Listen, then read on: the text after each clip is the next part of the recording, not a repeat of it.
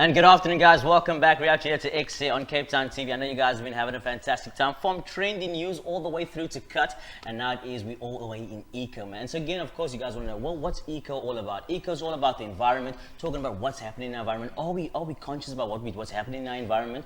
And well, for that reason, I know we got some awesome things that we need to share with you with regards to eco. So without much further ado, of course, we've got people in the studio that are going to school us a bit more when it comes to the environment, and of course, we're going to give them an opportunity to introduce themselves to you guys.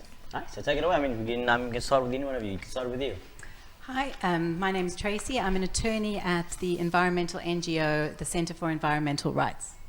Awesome stuff. And my name is Matume. I'm also an attorney in the mining program of the Center for Environmental Rights. Okay, cool. Your side? I'm Sylvia Kamanja. I'm also an attorney in the Pollution and Climate Change program at the Center for Environmental Rights. Okay. And I'm Amanda. I'm an attorney in the water program at CER.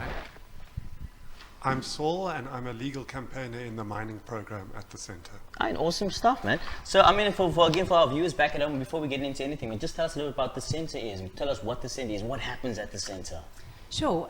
Well, as I said, we're an environmental, a law clinic, which is an environmental, a legal NGO, and so we help communities in South Africa defend their constitutional right to a healthy environment. As you can hear, we're mostly lawyers, mostly attorneys, and the aim of our work is to ensure that environmental governance in South Africa, in other words, the impact that people have on the environment, is done in accordance with the Constitution. Okay. We opened in 2010, and there were only 2 of us at the time, and in 6 years we've grown to an organization of 20 people. The work that we do is extremely important, we think, and very challenging and exciting, but also frustrating and difficult, because although South Africa has lots of really good environmental laws, we do also have lots of big environmental problems. And the government is not so good at enforcing the laws, and we have a lot of people in the country who think that development is good, no matter what its impacts are on our environment.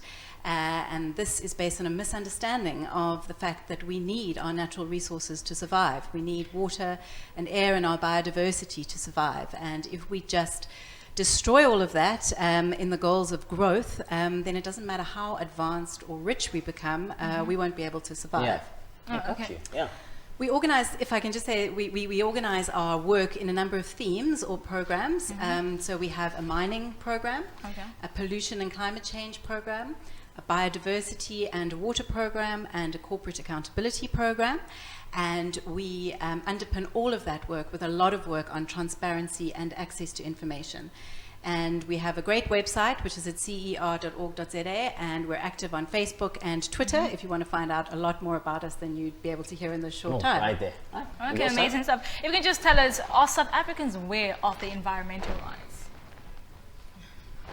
Okay, as I said, Matum, in the mining program. In the mining program, we have we do this training for. Mostly that for communities that are affected by mining. So the mining program, let me just talk a bit about it. In the mining program, what we have noticed is that mining in itself, mining has a tendency of, it pollutes the soil, it pollutes the water, and it pollutes the air. And this has negative impacts on people's health and on animal and plant life. And it mostly, especially affects people who are dependent on natural resources for survival, like subsistence farmers, and also people who are living close to the mines, people who are forced to share natural resources such as land and water with the mining companies. So in the mining program, what we do is we assist people and communities defend their right to an environment that is not harmful to health or well-being. And we do this through many various ways, which include going to court to force mining companies to comply with the law, going to court to ensure that government is giving mining licenses in an appropriate manner. And also, one of the things that we do is the training that we are talking about. So I think we started last year. We went to different communities, starting from Limpopo all the way through to Honeklipa in the Northern Cape. And with this training, what we basically just do is we train people on what are their environmental rights, and then what are the remedies and how to apply these remedies. and it is through this training that we're able to conscientize people about their environmental rights and what they can do about them.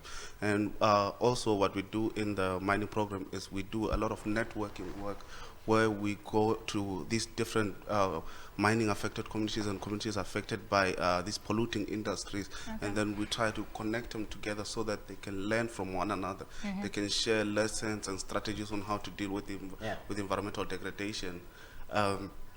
Through this networking work that we have done, we have managed to facilitate the establishment of a voluntary association called the Mining Environmental Justice Communities Network of South Africa, which is basically just a network of different communities that are affected by mining, and it is currently active in 6 provinces. Yes. All right, cool. And now, so listen again, I know this is a youth show, I mean, so we've got lots of kids again also listening as well. I mean, tell me, why do you think for young kids, why is it important that they kind of adhere to the environmental rights and laws? I mean, why is it best that they kind of support and, you know, just kind of love nature and the environment?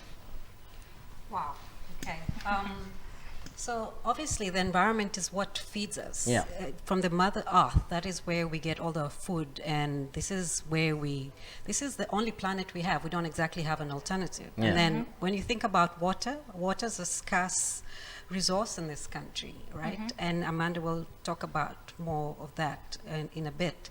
But now some of these things cannot be replaced because so the environment are all the components that keep us alive and going. So now when you think about the environment, we shouldn't only think of, you know, trees and picking up litter and things like that, which is what a lot of people think of. There's also a human element to it.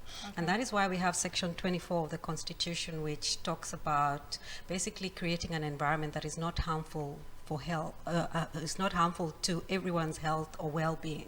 So we need to have this environment protected, and we need to safeguard it, because we as individuals, and especially the younger children, need to know this at an early age, should be in a position to safeguard the environment that they live in, the space that they live in, and be able to report, because they're reporting mechanisms to say, okay, we saw someone polluting a river, we saw something else happening.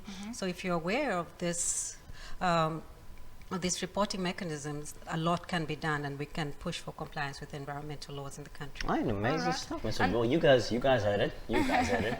And what are some of the challenges that you guys have faced in your line of work?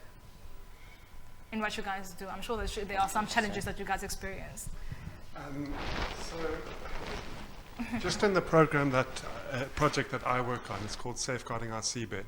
And one of the major challenges is just the completely irresponsible nature of the types of rights that the Department of Mineral Resources grant to rights holders. And in the case of the project I work on, DMR recently granted 3 rights for marine prospecting. And these rights cover a huge area. It's around 10% of South Africa's marine environment. And in this project, our major concern is the type of technologies that would be used if these companies are given right to proceed with mining. It would be something called trailing suction hopper dredging, which is like strip mining the seabed, which creates this giant plume of toxic sediment. And I mean, these are the type of rights that are being granted. So as a result of our concerns, like Matomi said, we often form coalitions with other affected parties. In this project, we've formed something called the Safeguard Our Seabed Coalition, which is made up of organizations that represent fishing, small-scale and commercial fishing, the environmental sector, and organized labor. And our major objective in the project is to secure a moratorium on seabed mining. That's just an example of the type of projects we do. Okay. So passing on to you, we just want to find out, so tell me, what has been some of the experiences working at the center? Well, I've been working mainly on trying to secure formal legal protection for a very small body, but a very unique body of fresh waters. And this body of fresh water supplies water for the rest of our country. So it's been mapped out, and it creates only 8% of the land surface coverage in South Africa, but it provides more than 50% of our water supply for the rest of our country. So these have been referred to as strategic water source areas, and they obviously go without saying they need to be protected, they need to be conserved, especially in a water scarce country such as ours. So the kind of work that I've been doing is researching all the laws that would be best suited to protect these areas, developing a strategy to engage with important role players in government, in civil society organizations to try and implement the project. And I think my favorite part, it goes back to basically what we all do, and that is to empower communities. It's knowledge.